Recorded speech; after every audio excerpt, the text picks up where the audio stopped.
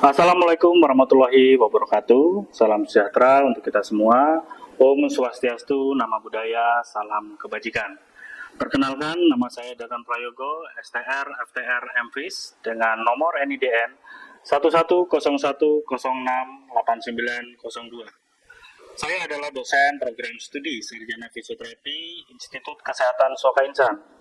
Video ini dibuat untuk pernyataan diri dosen dalam unjuk kerja Tridharma Perguruan Tinggi, khususnya dalam bidang pengajaran, dalam rangka mengikuti seleksi sertifikasi dosen gelombang 1 tahun 2026 oleh Kementerian Pendidikan Tinggi, Sains, dan Teknologi.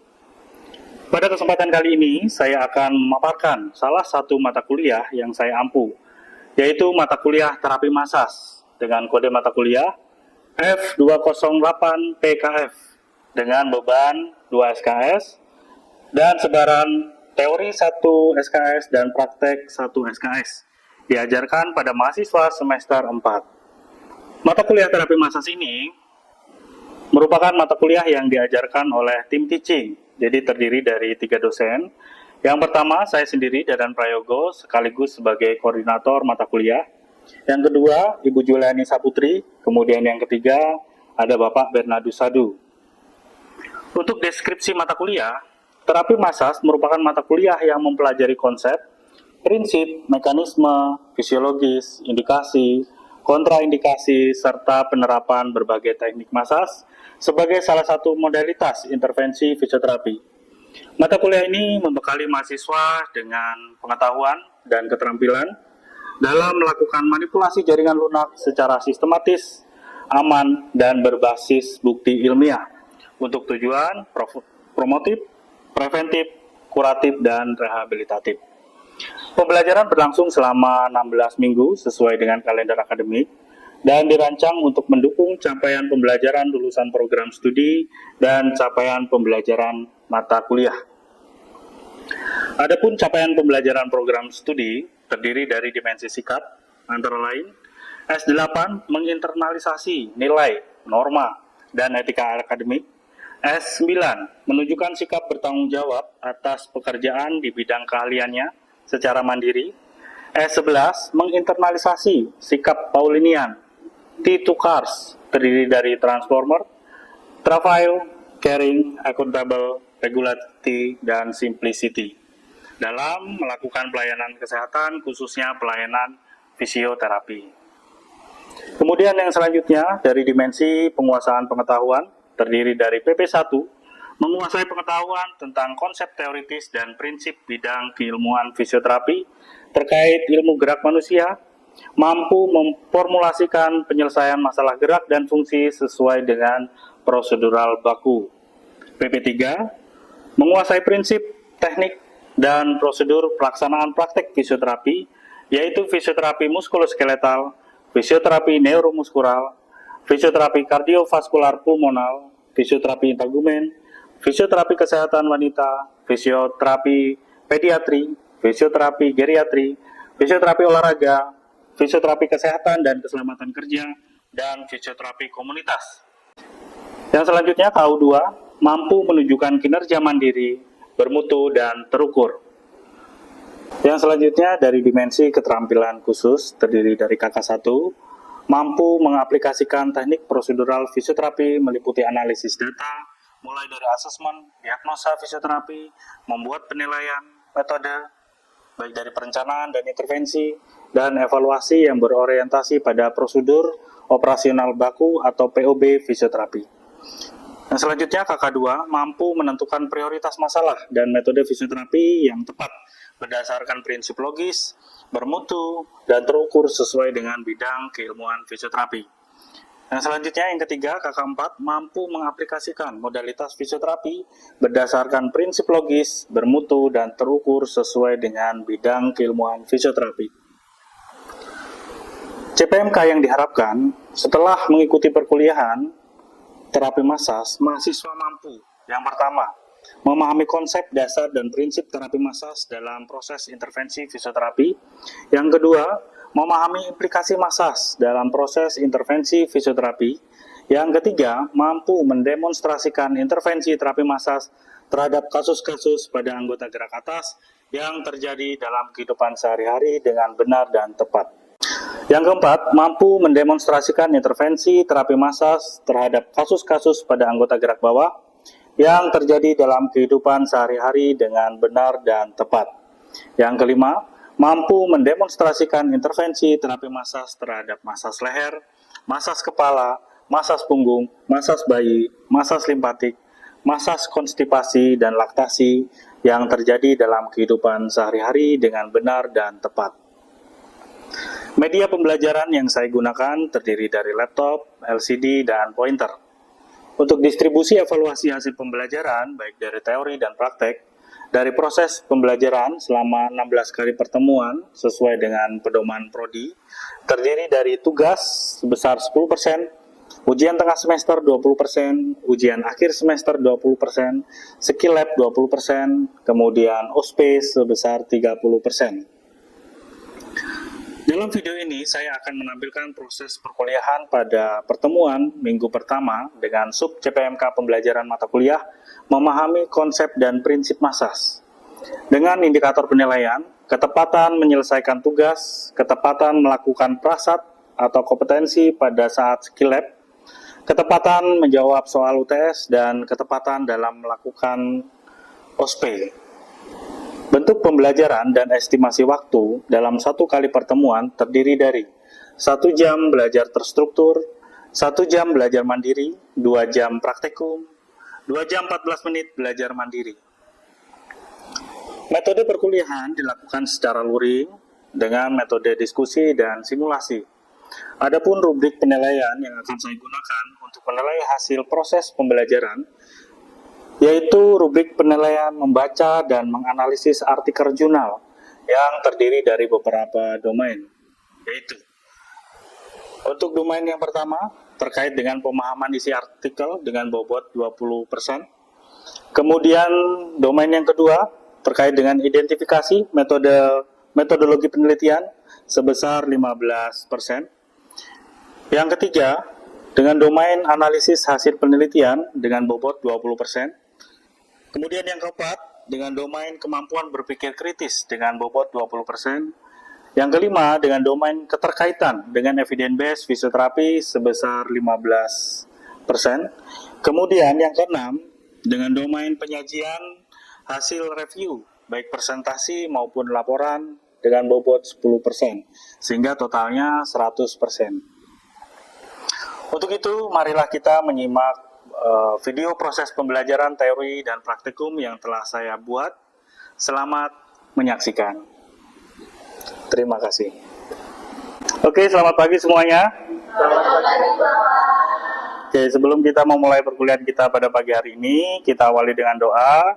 Mari silakan kita berdiri dulu. Sebelum kita memulai, kita berdoa menurut agama dan kepercayaan kita masing-masing. Berdoa dimulai. Berdoa selesai. Silakan duduk. Oke, hari ini kita akan membahas terkait dengan terapi massage ya, dengan materi, konsep dan prinsip massage. Oke, kita awali dulu untuk pengertian massage. Ini menurut Wijanarko dan Riyadi ya. Jadi massage merupakan teknik manipulasi jaringan lunak melalui tekanan dan gerakan tangan seperti itu. Oke, kemudian yang selanjutnya ini adalah manfaat massage ya. Kira-kira teman-teman bisa menyebutkan manfaat massage itu apa-apa aja? Mungkin boleh angkat tangan dulu baru menjawab, silakan. Oke, si Ella boleh. Gimana? Relaksasi, betul. Ada lagi temannya? Siapa yang bisa? Manfaat dari massage boleh. Ya, Radit. Meningkatkan kualitas tidur. Kenapa kira-kira Radit bisa meningkatkan kualitas tidur? Karena massage itu kan manfaatnya, salah satu dari manfaat massage itu memperlancar peredaran darah, Pak. Jadi kan peredaran darahnya otomatis tidur kita lebih meningkat kualitas. Betul sekali ya, itu yang disampaikan Radit, betul sekali. Ada lagi siapa? Boleh angkat tangan? Manfaat dari massage boleh yoga? Pelepas stres. Betul, bisa untuk mengurangi stres ya. Nah, jadi ini ada beberapa memang ya dari manfaat massage ya. Misalnya tadi yang disebutkan Radit bisa untuk meningkatkan kualitas tidur ya, karena massage ini memberikan efek relaksasi seperti itu. Apalagi misalnya dilakukan pada saat malam hari sebelum tidur ya. Jadi untuk supaya tidur kita tuh nyenyak ya. Jadi untuk frekuensi bangun juga bisa menurun ya, seperti itu. Kemudian meningkatkan sirkulasi tadi ya, yang disampaikan oleh Ella ya. Kemudian bisa untuk menurunkan stres ya, meningkatkan kesehatan mental ya, kemudian menurunkan nyeri ya. Kemudian bisa untuk meningkatkan fungsi imun juga ya. Kemudian meningkatkan joint mobility ya. Kemudian bisa juga untuk stimulasi dari pergerakan dari cairan limfatik ya, seperti itu. Oke, yang selanjutnya ini adalah macam-macam massage ya, atau jenis massage. Kira-kira apa aja jenis massage itu yang teman-teman tahu? Oke, boleh si Norma. Sport massage ya. Oke, sport massage biasanya pada saat pertandingan atau sebelum atau sesudah, Norma? Ya, jadi untuk sport massage ini bisa pada saat sebelum ya, pada saat persiapan untuk meningkatkan performa ya. Jadi biar kondisi fisiknya itu optimal seperti itu ya. Bisa juga pada saat setelah melakukan pertandingan seperti itu ya. Ada lagi? Baby massage ya, baby massage betul ya. Jadi baby massage itu sangat berarti sekali ya bila dilakukan oleh ayah atau ibunya ya. Teman-teman di sini nanti juga bakalan jadi seorang ayah atau ibu ya. Jadi sangat bagus sekali saya kira jika memang menguasai teknik massage seperti itu ya. Oke, untuk baby massage kira-kira bisa dilakukan kapan? Pada saat usia berapa kira-kira? Usia 0 bulan. Betul ya. Jadi pada saat usia 0 bulan itu bisa dilakukan atau diberikan teknik massage ya. Tapi disesuaikan juga dengan tekniknya ya, seperti itu, disesuaikan dengan ya kondisi bayinya. Betul sekali. Ada lagi untuk jenis massage atau macam-macam massage? Oke. Massage kecantikan, Pak. Massage kecantikan. Oke. Di sini ada yang mau nanti di massage kecantikan? Ada? Ada ya? Ya, karena di sini banyak yang cewek ya. Kemudian apa lagi? Ada satu lagi, apa kira-kira? Massage segmental ya, contoh kasusnya apa kira-kira? Low back pain, kemudian sprain ankle ya. Nah, jadi yang perlu diperhatikan adalah untuk kasus-kasus yang cedera ya. Jadi massage itu tidak boleh diberikan pada masa akut ya, gitu. Kenapa kira-kira nggak boleh di fase akut ini? Kenapa kira-kira? Ada yang bisa? Ya, nih loh. Apalagi misalnya orang saat cedera atau nah itu kan tidak boleh dimasak dulu. Betul sekali ya. Jadi nanti akan menambah trauma di situ ya. Jadi boleh dimasak kecuali sudah lewat dari masa akutnya, atau mungkin bisa dimasak tapi bukan di regio yang sedang cedera seperti itu ya. Oke, bagus. Nah, kemudian yang selanjutnya ini adalah indikasi massage ya. Jadi indikasi massage ini bisa diaplikasikan pada keadaan tubuh yang sangat lelah ya. Kemudian gangguan sulit tidur, kemudian rehabilitasi setelah cedera. Nah, tadi massage olahraga ya, massage olahraga itu bisa diberikan sebelum dan sesudah ya. Nah, jadi untuk indikasi massage ini bukan diberikan pada orang yang mengalami masalah atau orang dengan kelelahan contohnya ya. Jadi bisa juga diberikan untuk orang yang sehat seperti itu ya. Contohnya ya atlet misalnya ya, untuk mempersiapkan kondisi fisik yang optimal seperti itu ya. Oke, yang selanjutnya ini adalah kontraindikasi massage ya. Jadi teman-teman harus memperhatikan ini ya.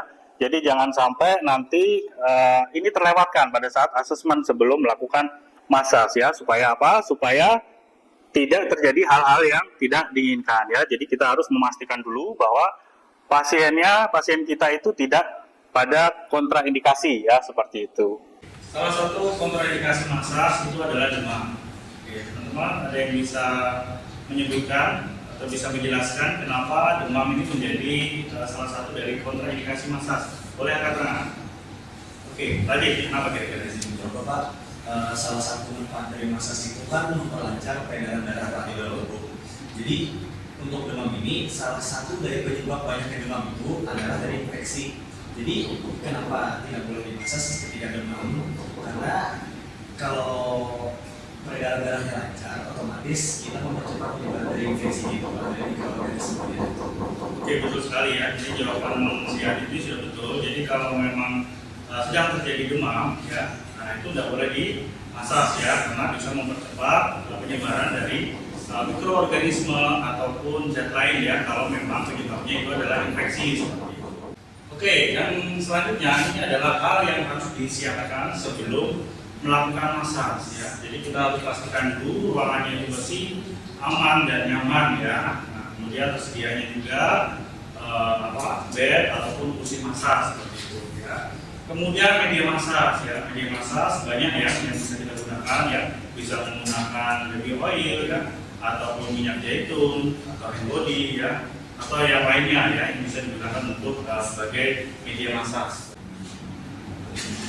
Oke, kemudian yang selanjutnya ini adalah durasi pelaksanaan massage ya. Jadi kalau massage umum ya, massage seluruh tubuh misalnya, nah itu bisa dilakukan 40 sampai 60 menit seperti itu ya.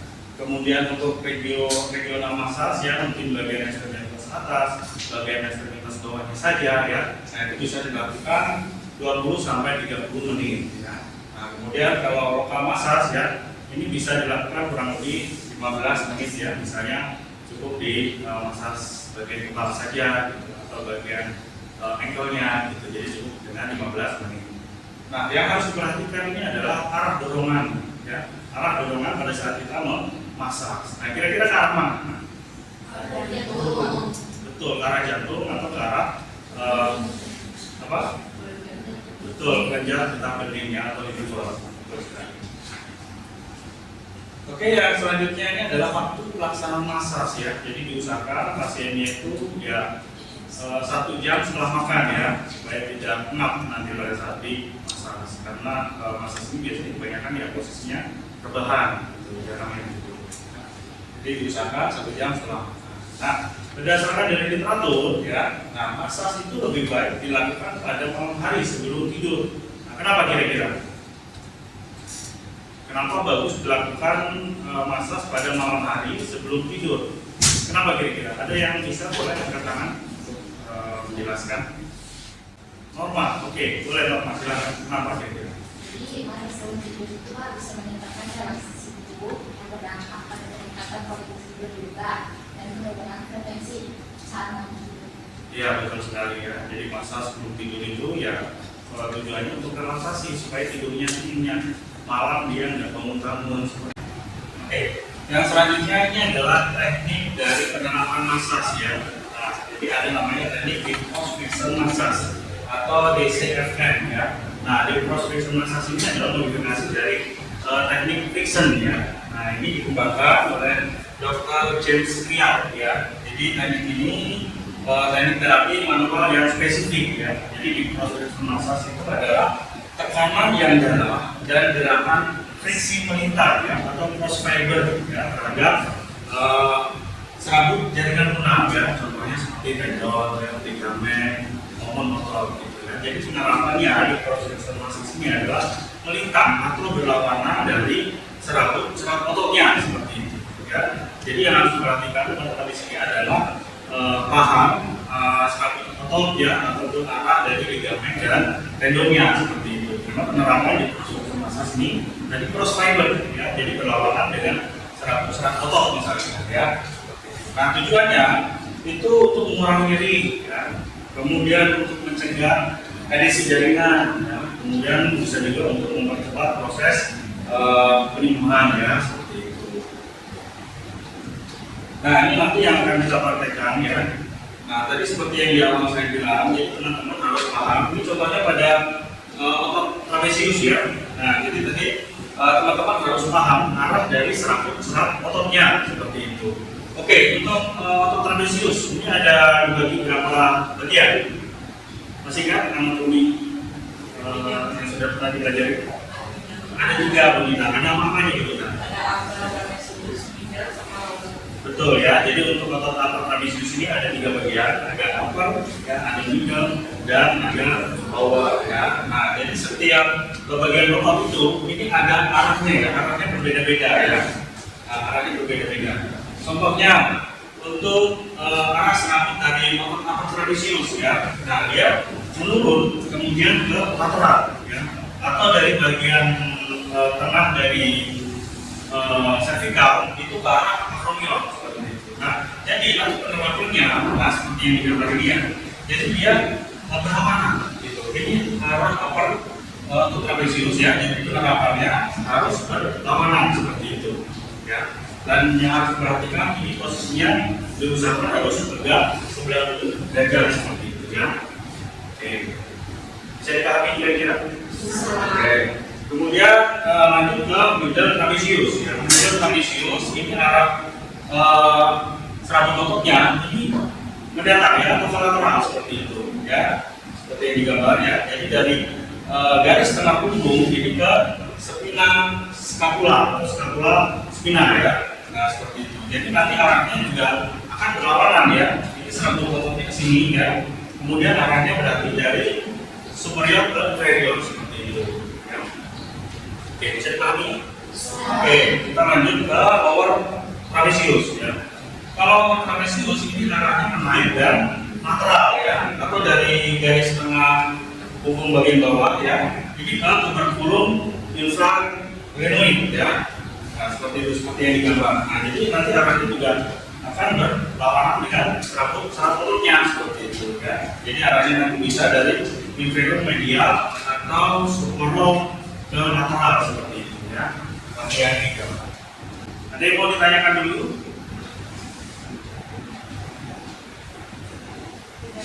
Tidak saya, oke, paham ya. Nah, kemudian, ini sebagai tugasnya ya. Jadi nanti tugasnya itu membaca dan menganalisis artikel jurnal ya terkait dengan Lipros Friction Massage seperti itu ya. Jadi nanti tugasnya di minggu depan tanggal berapa? Tanggal 3 ya. Kemudian nanti dikumpulkan di LMS oleh masing-masing mahasiswa. Sudah jelas tugasnya ya? Oke. Kalau sudah jelas ya, kuliah kita sudah selesai ya. Setelah ini ya, jadi teman-teman bisa istirahat dulu 15 menit. Kemudian kita lanjutkan nanti di laboratorium untuk melakukan prakteknya. Oke, terima kasih semuanya. Saya akhiri. Selamat pagi. Kita berkumpul di lab ya untuk melakukan praktikum ya. Setelah tadi kita sudah melakukan pembelajaran di kelas ya. Sebelum kita melakukan praktikum, kita review dulu ya sebentar ya apa yang sudah kita pelajarin tadi di kelas ya. Oke, sekarang saya bertanya. Untuk otot trapezius itu dibagi menjadi berapa bagian? 3. Oke, ada apa-apa aja? Ada lower trapezius sama lower trapezius. Betul ya, jadi ada 3 bagian, otot upper trapezius, kemudian middle dan lower trapezius. Nah, untuk arah serabut ototnya di bagian upper trapezius, ada yang masih ingat? Boleh angkat tangan. Ya, Nilu. Bapak, untuk upper trapezius, arah ototnya itu dari bagian tengah leher sampai ke bagian acromion. Ya, betul ya. Kemudian kita lanjut ke praktek ya. Jadi nanti ada beberapa tahapan. Yang pertama, saya akan mendemonstrasikan terlebih dahulu ya. Kemudian teman-teman nanti akan meredemonstrasikan ya. Kemudian nanti saya beri waktu untuk teman-teman belajar di sini sambil saya awasi untuk nanti di akhir perkuliahan praktek kita lakukan evaluasi seperti itu ya. Dan nanti juga akan ada OSPE ya setelah ujian akhir semester seperti itu ya. Oke, selanjutnya kita akan melakukan praktikum ya. Oke, sebelum kita praktikum, kita pastikan dulu bahwa pasien ini tidak ada kontraindikasi ya. Kemudian yang harus dipersiapkan ya, tadi alat-alatnya misalnya handuk ya untuk privasi, kemudian ada media massage ya, kemudian kuku kita dipastikan sudah pendek ya agar tidak melukai kulit pasien nanti ya. Kemudian ya kita pastikan ruangannya itu sudah bersih, aman dan nyaman ya, seperti itu. Oke, mungkin saya minta satu untuk jadi probandus, siapa yang bersedia? Oke, Yoga ya. Oke, nanti Yoga buka baju ya. Oke, boleh buka baju, kemudian Yoga langsung ke bed sini. Oke, untuk pelaksanaannya kita diawali dari otot upper trapezius dulu ya. Nah, tadi untuk arah otot upper trapezius ke mana? Dari bagian tengah leher Tengah leher, kemudian ke akromion ya. Jadi kita pelaksanaannya berarti cross fiber. Jadi berlawanan dengan serabut ototnya seperti itu ya. Jadi pelaksanaannya bisa seperti ini ya, dari superior ke medial ataupun inferior ke lateral seperti ini ya. Nah, seperti ini. Nah, seperti itu ya. Oke. Bagaimana, paham kira-kira atau ada yang mau ditanyakan dulu? Oke, kalau sudah paham berarti kita lanjut ke bagian middle trapezius ya. Dan untuk arah serabut serat otot middle trapezius dari mana ke mana? Tadi dari tengah punggung ke spina scapula ya, berarti ke arah lateral seperti ini. Berarti kita masasnya ke arah yang berlawanan ya. Jadi bisa dari supero inferior ya. Jadi dari atas ke bawah seperti ini ya. Seperti itu. Oke, paham ya? Oke, kemudian lanjut ke bagian lower trapezius. Untuk lower trapezius tadi arah serabut ototnya ke mana? Dari mana ke mana? Dari tengah punggung ke bagian infraglenoid. betul ya, dari tengah punggung kemudian ke acetabulum infraglenoid ya. Berarti dia ke atas seperti ini. Jadi berlawanan ya. Jadi arah gerakannya seperti ini ya. Nah, seperti itu. Oke. Bagaimana, ada yang mau ditanyakan dulu? Tidak ada. Paham ya? Oke, kalau sudah paham, silakan nanti siapa yang mau duluan untuk mencoba mempraktekkan? Radit kah? Radit mau duluan? Oke, silakan Radit. Boleh, silakan. Yuk. Dimulai dari otot upper trapezius dulu. Tadi arahnya kemana Radit? Serabut ototnya dari bagian tengah leher kemudian ke arah akromion. Berarti arah deep cross flexion massage-nya berlawanan ya. Oke, berlawanan. Jadi bisa dari superior ke medial ya, seperti itu. Oke, boleh dilakukan Radit. Oke, dari sini berarti ya, dari sini kemudian ke arah cross seperti ini ya. Nah, oke. Oke, bagus ya. Nah, seperti itu ya. Kemudian kita lanjutkan ke bagian middle trapezius. Ya, middle trapezius tadi arahnya dari lateral ke mana, Dit?